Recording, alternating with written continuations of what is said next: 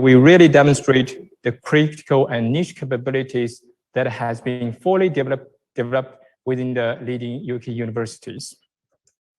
So particularly for the teleoperation demonstrator, which is going to be showcased in live, we will cover three main areas.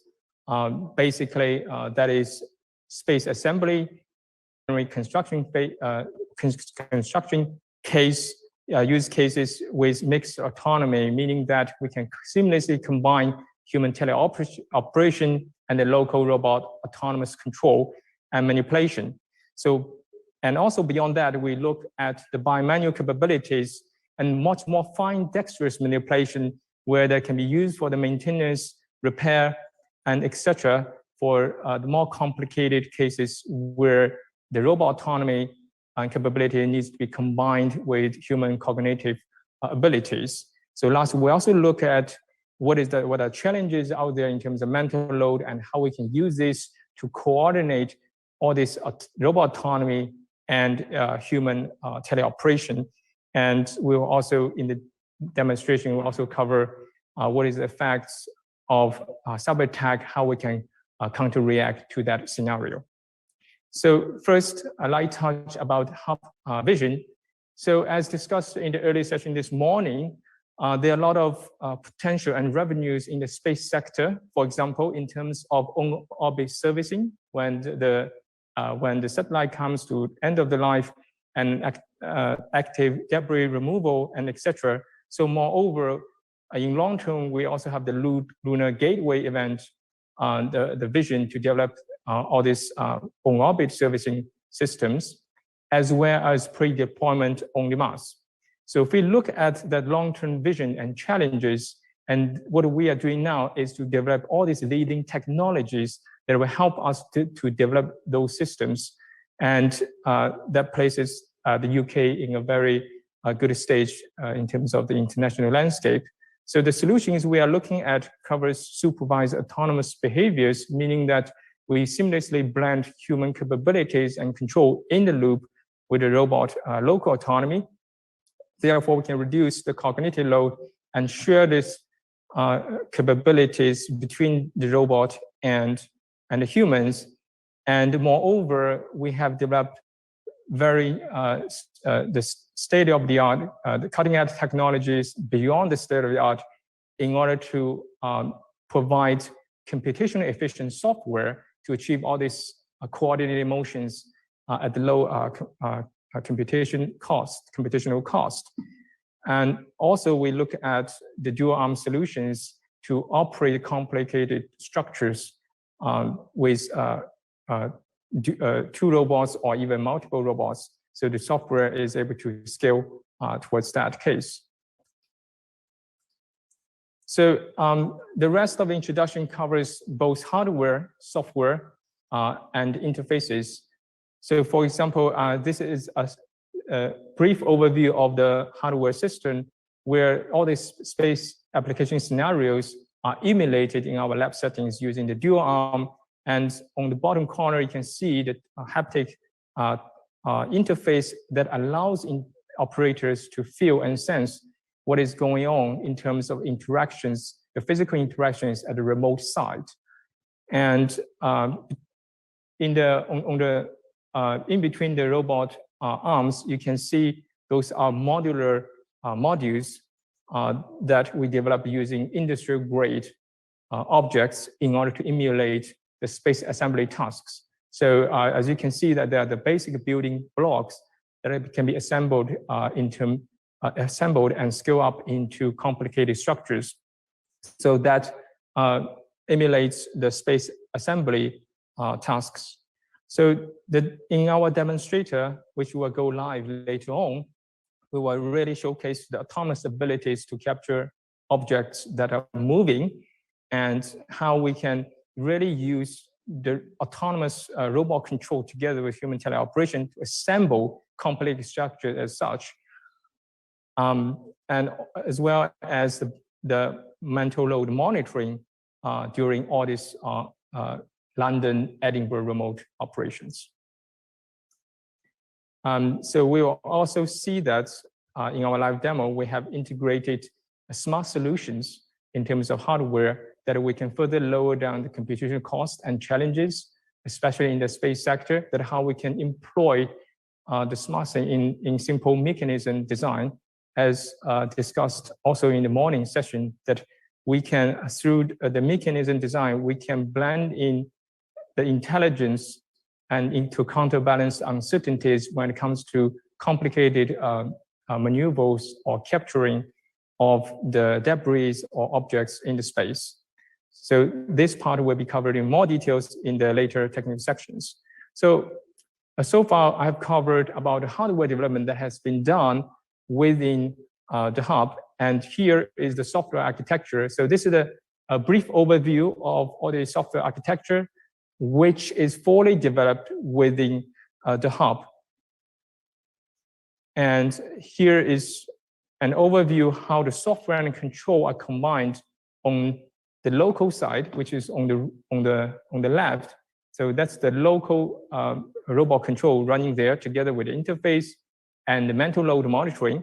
And then on the right side, there is the robot side local control, which allows us to switch between autonomous mode and the teleoperation mode.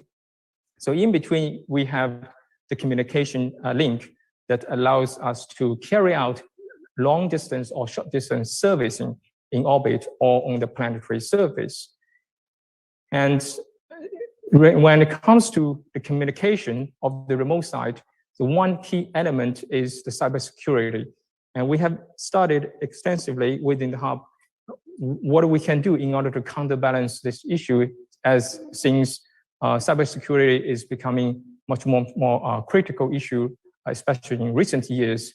So there are two main scenarios and critical scenarios we look at. One is the denial of service and basically jamming the system, teleoperation system, and another is spoofing, in other words, man in the middle. So have extensively studied this and how to counterbalance it in terms of encryption, etc., in order to secure the teleoperation communications.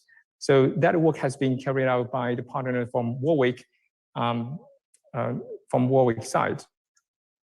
And so here it comes to the operator interface. So you can see so far we have developed the whole hardware system, software and control. And here is the interface that really we group and team robots and human operators together. So you can see the multi-camera view and the digital replica of the remote robot on the human operator side on the bottom right here. So you can see the graphic display of the digital motion of the robot on the operator side with minimal latency.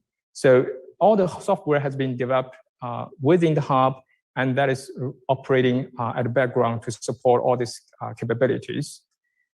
So particularly if you look at the interfaces, we really leverage via two creative solutions. One is the haptic interface.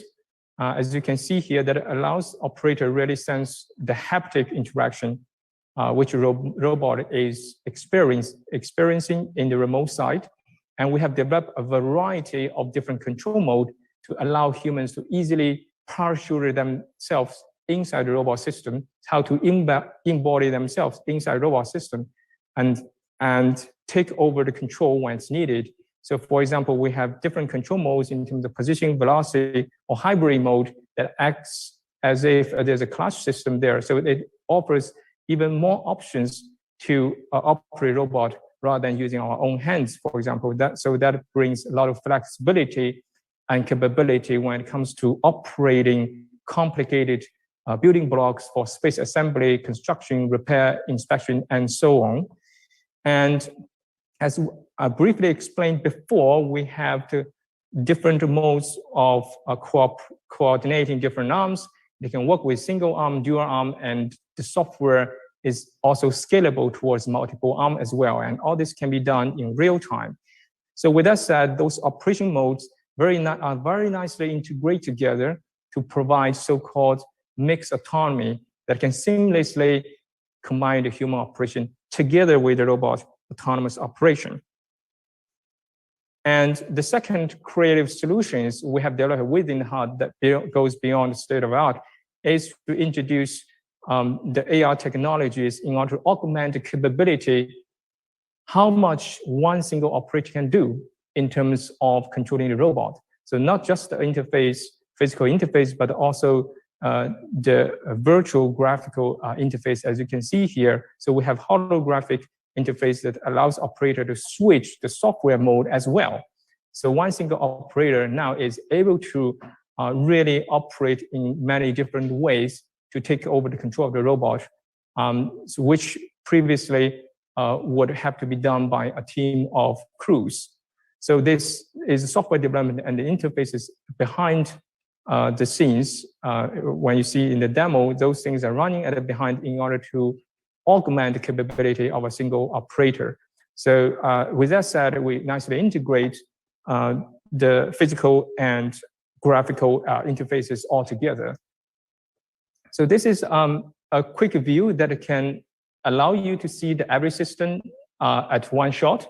So you can see how it looks like in terms of multi-camera view.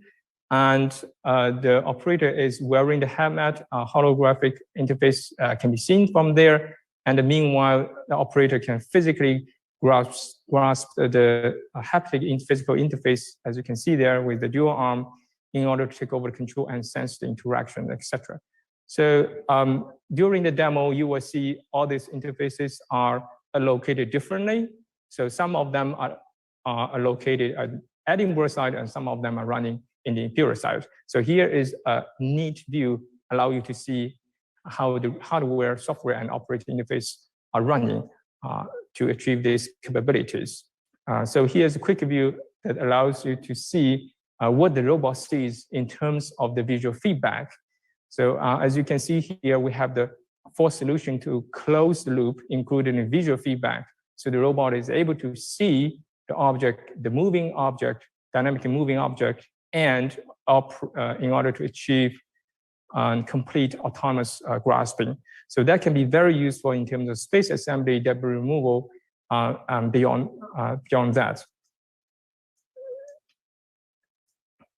And so another piece of software running at the background, which is not visually displayed during the demo, is the mental load monitoring. So as you can see there, we have, so we look at all these capabilities in orbit or on the planetary surfaces, meaning short and long distance servicing. So in this context, the delay, communication delay is inevitable. So what is the implication in terms of task success rate and the operator's performance? So we have this work carried out by colleagues from Imperial College London. They have done a fantastic job in order to find out a concrete range of different numbers in terms of the delays that an operator can reasonably handle and also achieve efficiency under some level of time pressure. So that has been well studied, and we have incorporated all these numbers as a guideline when we design the whole interfaces, and also that helps us to understand what can be achieved in terms of the real world scenario. So with that said, I have introduced and have given you an overview of the full stack of solution we have developed in the past 4.5 years together with all these outstanding researchers. So that covers the hardware system development, the software development system, as well as the user interfaces, and all of this together sitting at the background in order to support our live demo. So most critically, I would like to reiterate again that the cyber attack element and mental load monitoring elements are also running at the background during all these live demos. So here is a quick view of some snapshots of what is going to happen. So the demonstration is going to cover the space assembly tasks and maintenance tasks and etc. for maintenance tasks and etc. For the inspection using some power units, sockets, and plugs. So as you can see here, what you are going to see during live demo is the dynamic acquisition of a moving object. So that emulates the zero-G gravity situation, zero-G situation, how the incoming object can dynamically be dynamically changing its position, and the robot can identify, recognize its position, and grasp it autonomously. And once that has been completed, that allows humans to take over smoothly in order to carry out more complicated assembly tasks. So later you will see that how our software system running in real time can really adapt operators' motion into something feasible. So the software safeguards all these motions to make sure that the robot will carry out as faithfully as possible what the operator commands, but at the same time to guarantee the feasibility of the motion. So that drastically increases the success rate of teleoperation and makes best use of human dexterity. You will see that later in the demonstration. So as you can see here, a glimpse of what will happen is the human operator is able to dexterously manipulate and pivot and rotate an object and then carry it over and finish a docking task, which is very challenging by visual feedback only. So that has to be done together with haptic interface and the model sensing interface we have introduced so far. And particularly in terms of inspection maintenance, here's a quick view how we carry this out in the context of power units, exchange of power units, power plugs, and so on. And so here is a snapshot of how all different interfaces will look like. And this will be done in the next session remotely between Edinburgh and London. So this is a real life demo with a lot of challenges in terms of the delay of internet communication and stability of communication, etc. And so we will see the live demo and how the performance will go. And so with that said, I conclude my session, gave my acknowledgement to all this excellent researcher behind it. And specifically, I would like to mention Aaron and Zui from Imperial. They are the magicians behind the scene today. Their names are not there in this slide, but they really are doing a great job. So let's give applause to them and move to the next session.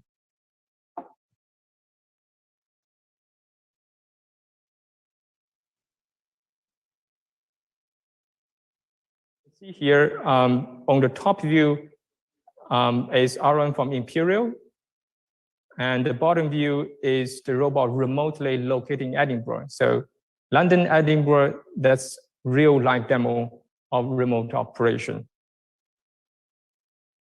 So Aaron, Zui, Quentin, the floor is yours, and I wish you best of the luck.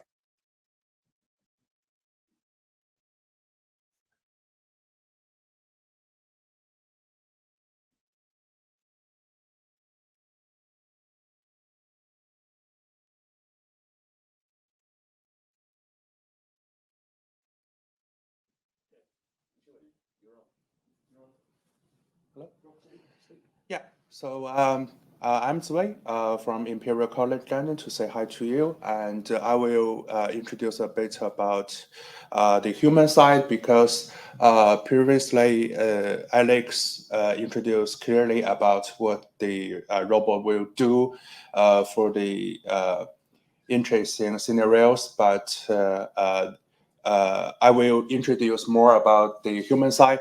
So here you will see these three camera views from the Edinburgh side. So the main view, the top view, and the side view from the interactive environment. So the pilot will see the three camera feedbacks as well as the hologram by the Microsoft HoloLens, which will provide our pilot the options to switch between manual or autonomous mode, and he could also choose the different control modes like position, velocity, or jog mode, like Alex just mentioned. Also, it will be feasible for our pilot to choose the independent mode or the by manual mode. So in by manual mode, he just only use his one hand to control the two robotic arms in ending bar.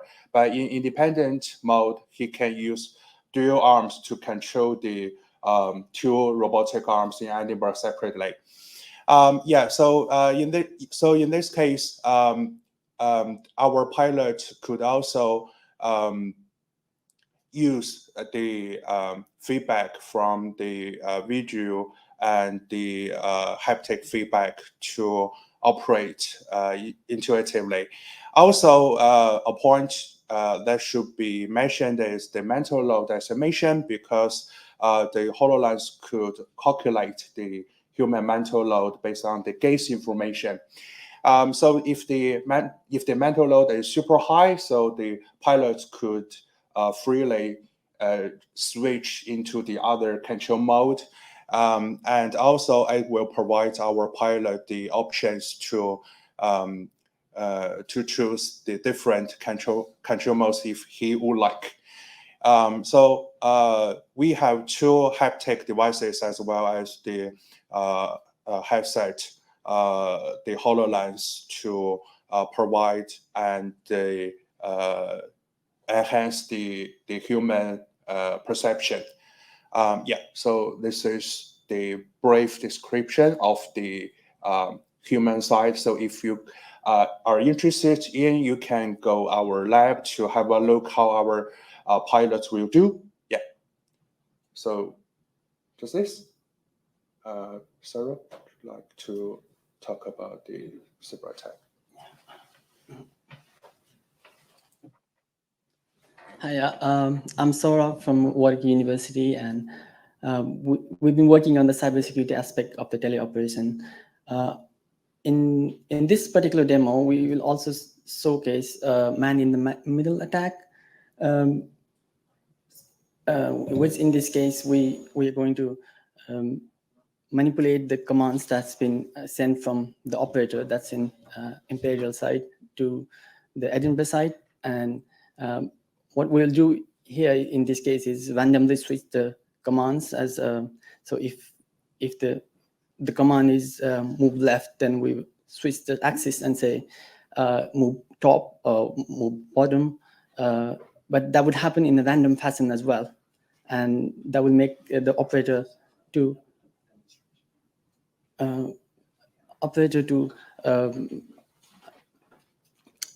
control the robot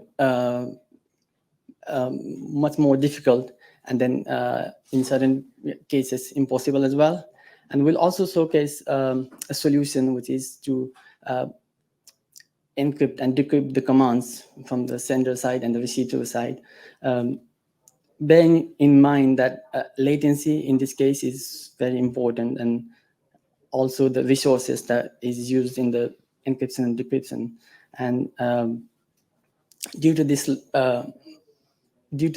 security, we need to do the encryption and decryption, but that will add the time latency. And as Ziwei and Alex showed before, it will add to the mental load of the operator. So that's the demo. We're going to see in a minute, hopefully. Thank you. Let's start with the demo.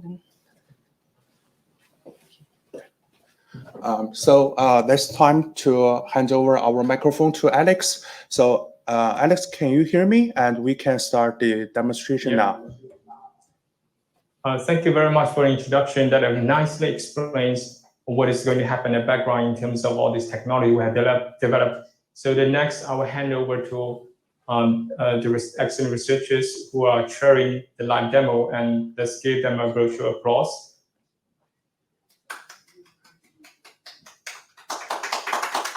Okay, so I will give a brief introduction at the background. So what you see now is the operator's interface as we introduced it before. Yeah, so as you can see, the virtual interface in front of the operator, that's the software we developed that allows operator to choose different operation mode. And the physical interface, as you can see here, are the two, that's the Sigma 7 haptic devices, as you can see, which the operators are holding. So you can see we have 4 degrees of freedom control in terms of position of the arm. So you can see synchronized between the operator and the robot. And you can also rotate and pivot the robotic hand.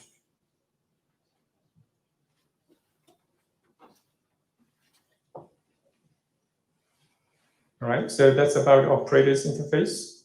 And meanwhile, if you notice on one of the interfaces, you can see the digital replica of the robot that displays on the operator side. So that it gives you much more clarity of what is going on and helps to increase the scene understanding and situational awareness for the operator.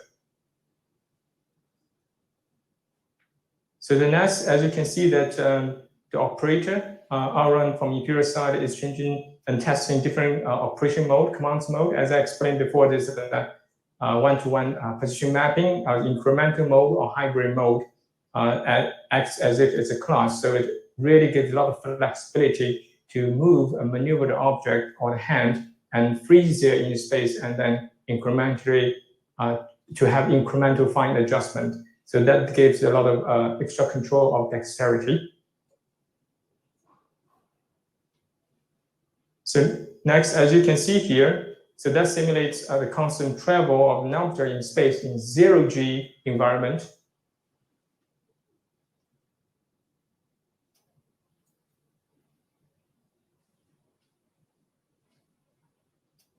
So to simulate 0G on the Earth's gravity, we use a treadmill, as you can see there.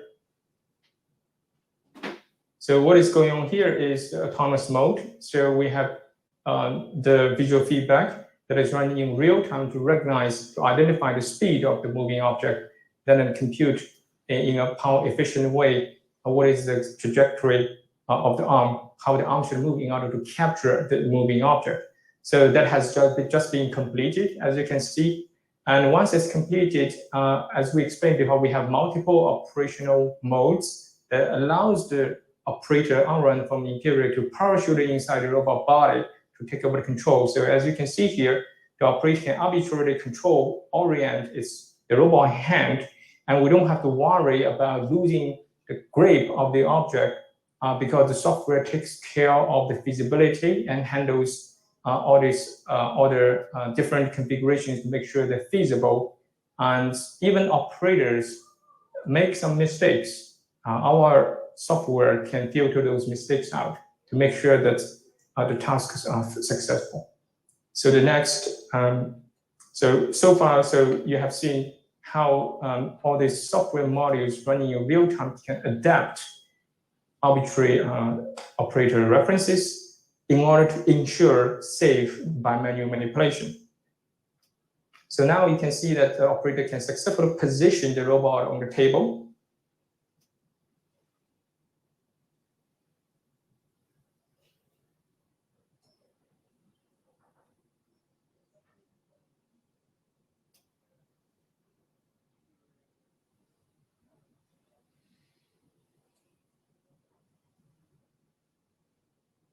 So this is the clutch mode, as you can see here. So the movement works in a unilateral way, right? So that's the clutch. So it's a virtual clutch that gives the human operator a lot of flexibility to adjust where the starting point of hand in order to continue the task.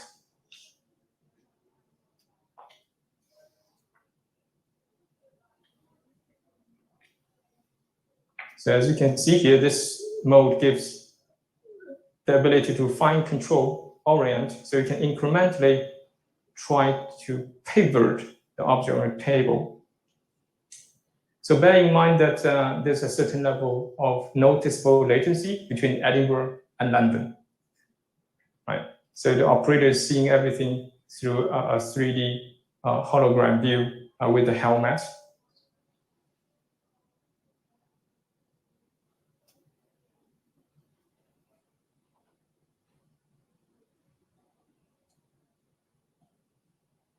Okay, so now the operator has finished the change of orientation of the object.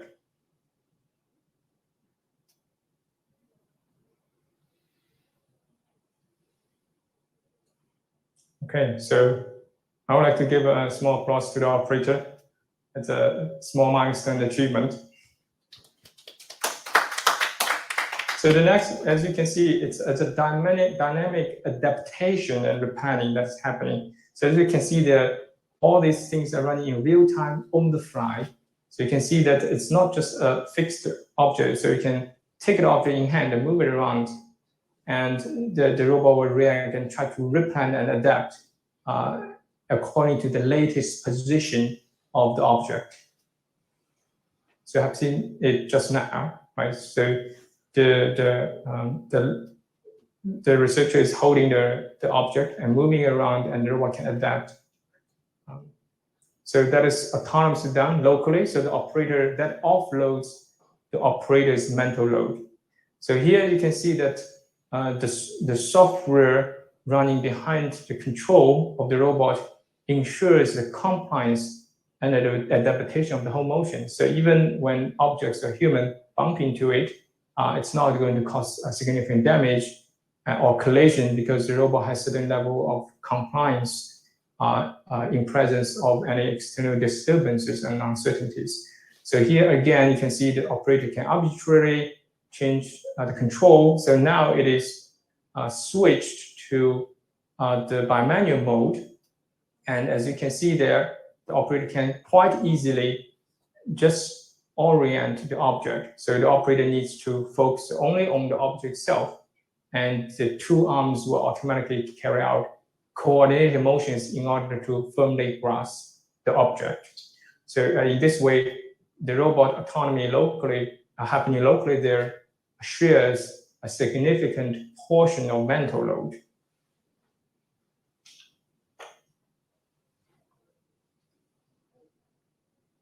So that completes the task in terms of physical interaction.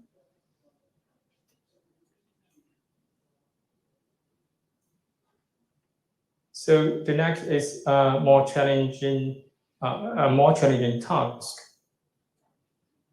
So let's give the operating interior some free time to complete one of the most challenging tasks.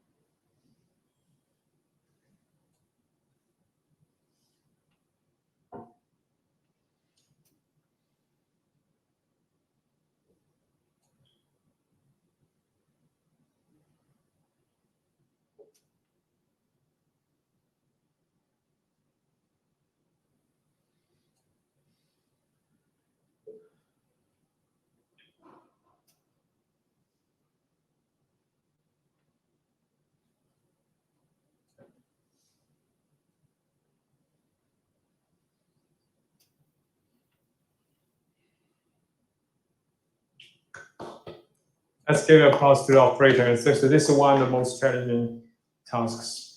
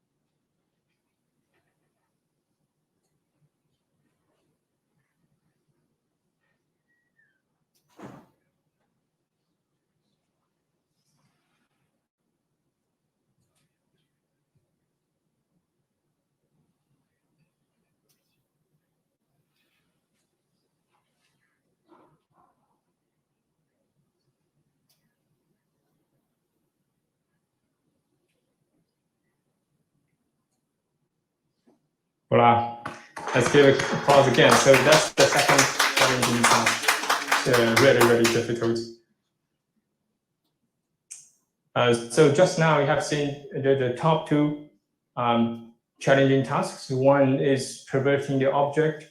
As we can know, that keep us the building block with such a small support on the bottom to keep that in balance. It requires very, very fine manipulation, and that's exactly the challenging task that we showcase the importance of having a good graphic interface and a good robot control that will make no mistakes as much as possible, and also the haptic feedback, the interface that gives operator a sense of touch, so it allows you to delicately operate the object without tipping it over. And secondly, as you can see in the second task, it's also very critical to complete the docking as part of the space assembly, right? You connect two building blocks together. So as we see that with the remote multi-camera view, the vision precision we can see is quite limited.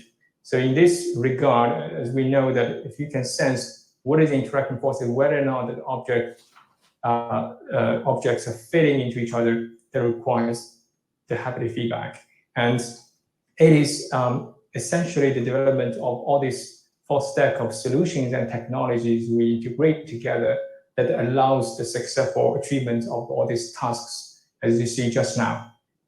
This all happened in live, in real time.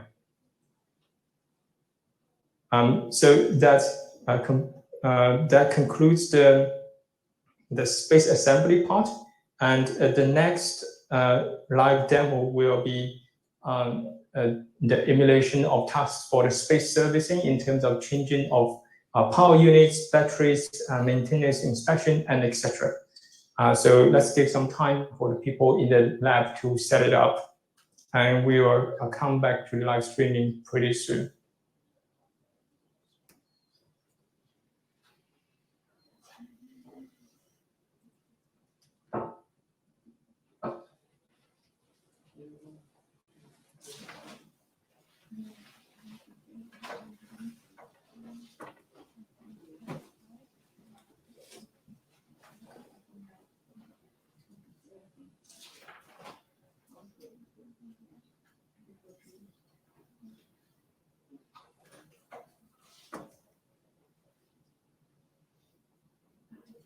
So as you can see here, that's the second part of the demo where we showcase the capabilities of space servicing in terms of inspections. So just now what you have seen is a change of the power units. So first the robot interact with the power units first, and then it unplugs it, the power plug from its socket, and now it places the spare plug on top of the structure. So the operator has just completed that. So this is an important capability in terms of space servicing. So very often we need to change the old thruster or to change the battery units and etc. So that has been done just now, and we missed some of this live streaming in the beginning. Okay, so now it's a cyber attack. So the rest. So as I explained before, the denial of service and man in the middle. So now it's the jamming system. So what is happening here at the background is that we emulate the denial of service that jams the system, and whatever operator is doing there, and the robot is not doing what it's supposed to do. So in terms of cyber attacks, so we can see that.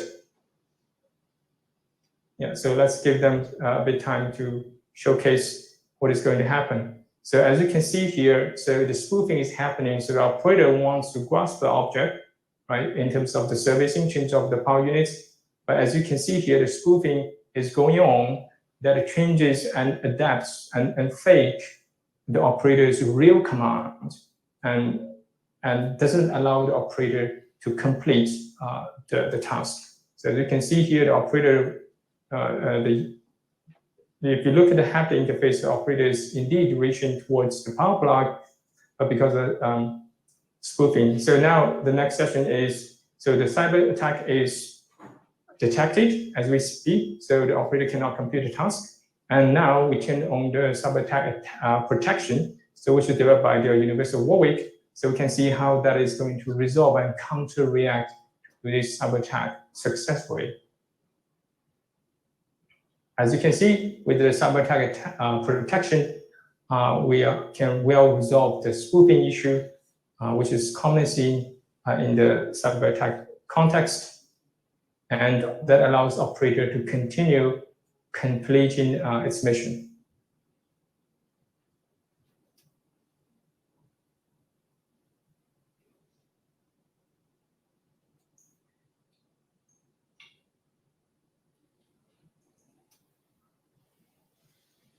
All right.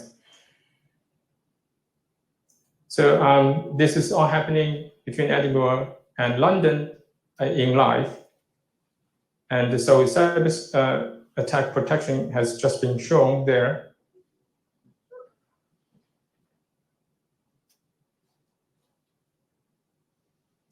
Okay, so let's see, we can conclude this session in terms of cyber attack. And it's a very stressful situation to operate everything in live in presence of all the latency. So let's give our appreciation and applause to all the researchers for doing this excellent job.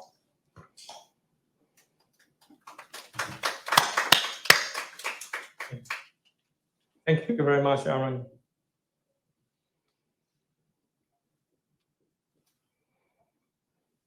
All right. So we are very much on the schedule, and now we can move to the question and answer section.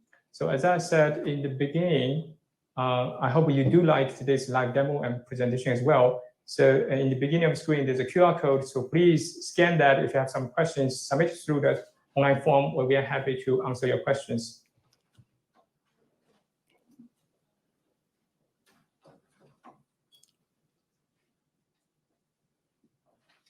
So do we have any questions for any of the presenters from Imperial? Any questions at all?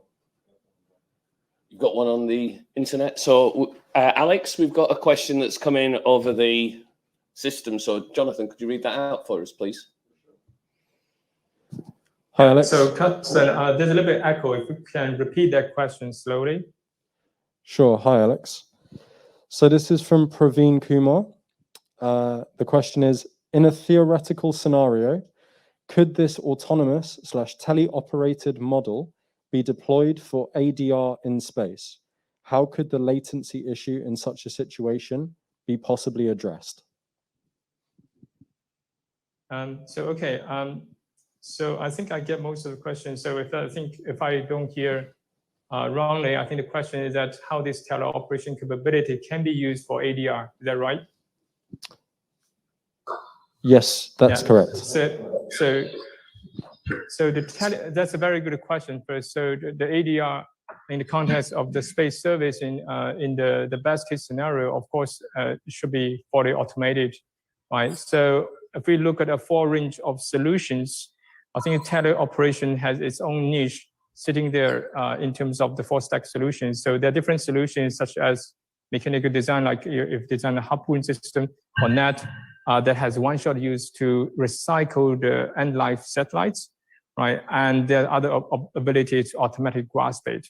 So those are automated solutions. So teleoperation sitting in the end of the spectrum in terms of complexity.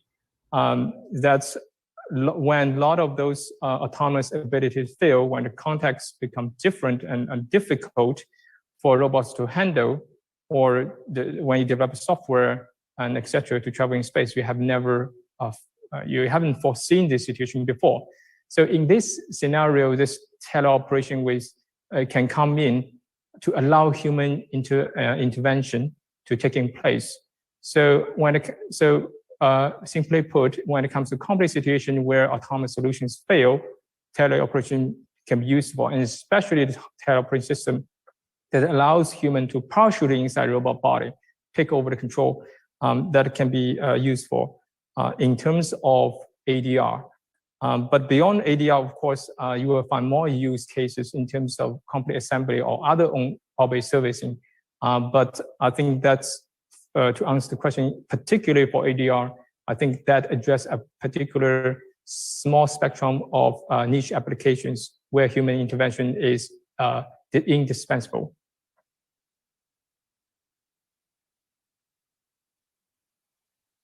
Okay, Alex. Any other questions? I hope that answers well your question.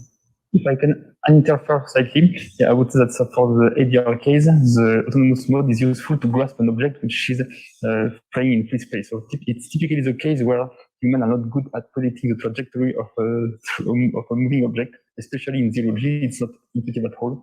So this is part of the share control is very useful. So the human is doing a thing which is good at, which is dealing with contact in this contact-rich task. But the autonomous part is better at catching anything that is very highly predictable from a math point of view, but not from a human point of view. So typically, the object moving in space. So to catch an object moving in free space, this is where the autonomous mode is very useful.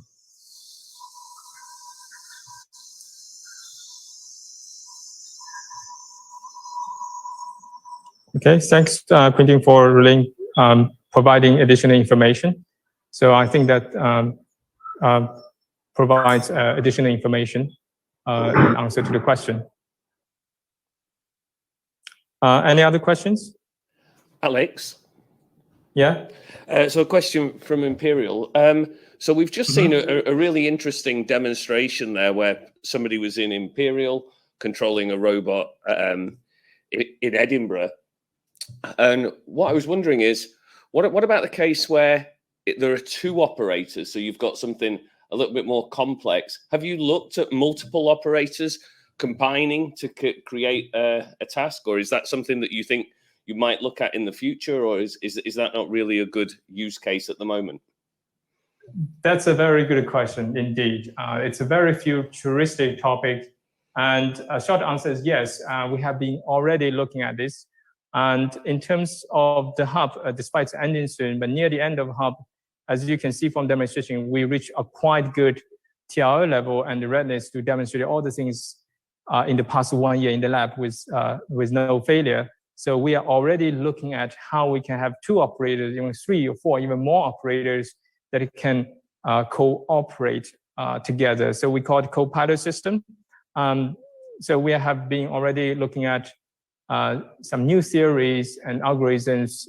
There are work going on between Edinburgh and Imperial in terms of collaboration. We are looking forward to future funding opportunities, etc., to carry on this excellent research to support a multi-operator cooperation, etc. And finally, is there something I think a really good point was made by Richard and Dan this morning? Okay. Sorry, a really good point was made by Richard and Dan this morning about other sectors and those that are really innovating, having to think not just in the space sector but beyond. Is there much that you've learned from other sectors of construction, robotic construction, or from robotic surgery? Because here at Imperial, of course, they do quite a bit in robotic surgery. Have you taken any ideas from that area? And equally, have you taken some of your ideas and seen how they might work in other sectors beyond space? Carsten, thank you very much for the question. So in terms of the space-oriented capability you have seen here, so most of the ideas originated really motivated by what is really needed for those tasks in space. So we are directly motivated in this context. But of course, along the journey, we have very close interactions with other colleagues from other hubs, national hubs, and we circulated some ideas. So I think along the journey, some of those ideas and thoughts kind of intertwined or integrate together and funneled inside today's demo as well. Despite I cannot pick up a particular element which is from other hubs, but we have a lot of cross-hub discussions. So I do recognize there are a lot of inspirations we have got from other colleagues as well. So the answer is definitely yes. So in terms of different sectors, I very much agree with that. If you particularly look at the capabilities, we're really driven by the space application. But if you look at the fundamentals in those software, hardware, and interfaces, you can see a huge potential to translate all this capability for other industry sectors, such as energy, construction, maintenance, servicing. And we do have a bigger picture that we are not only serving the space. This is absolutely fantastic technology to be using space. But meanwhile, and moreover, there are a lot of things we can do as well in terms of construction and etc. on the Earth. So despite this technology is driven by the space hub, but in return, in a broader sense, it has a huge, even bigger benefits towards improving quality of life for many, many sectors, such as medical, healthcare, especially the remote technology we show here. As you can already sense in terms of post-COVID era, the physical distancing and remote operation from far distance is indispensable. That can create new sectors to fuel up the future economy.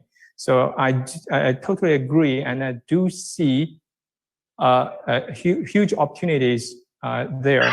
And I think today's session is really important to group different researchers, people from industry together to look at this fantastic technology we have now and how we can work on together, putting more resources, manpower, and energy in order to make UK leaders, not only in the space sector, but also in many other industrial sectors, and provide services in terms of hardware, software, and services as well. So I hope that answers your question, Carsten. Thank you very much for the good question. Thank you very much. It does indeed. I don't think there's any more questions from Imperial.